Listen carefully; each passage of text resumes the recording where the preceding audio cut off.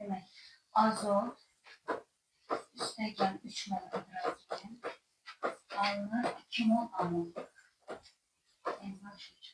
Ümumiyyətcə, tarazlı olan sualları hesablamaq üçün başlanğıc, sərf olunan tarazlı qatılıqlarından istifadə edirik.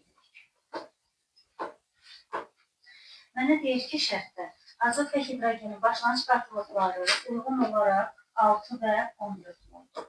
6 və 14 moldur. Biz bilirik ki, məhsulun başlanğıc qatılığı və sərf olunan qatılığı hər zaman sıfır olur. Çünki məqsəd elə məhsulu almaqdır bizdə. Tarazlıq anında azotun qatılığını 3 dəfə azaltdıq.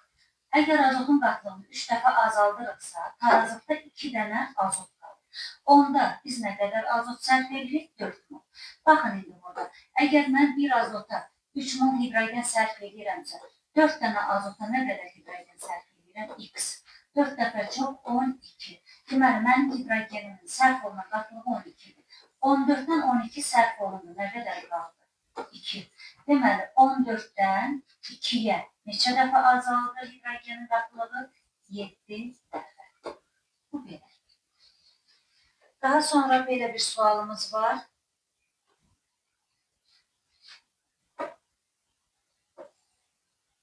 Yəni, azotla hidrogendir. N2 üstəgəl 3H2 alınır. Yəni, 2 dənə amoniak. NH3. Yəni, başlanğıc, sərf olunan tarazlıq qatılıqları yazırıq. Tarazlıq halında maddələrin kütləsi hidrogeni də M qram veribdir, azotu da M qram veribdir. Baxın, amoniakı da. Amoniak baxırıq, reaksiyada 2 vur 17. 17, yəni 34 qram. Onda biz M-i 34 qram götürsək, tarazda qalan hidrogenin də kütləsi 34 qramdır. Baxın, 34 qram amoniak almaq üçün nə qədər hidrogen sərf edirik? 6 qram. Onda biz başlanğıçda nə qədər hidrogen götürmüşük? 40 qram.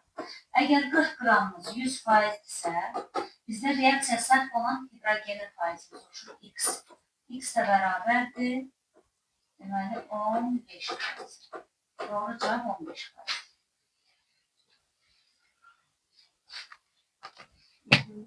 Başa düşdünəm.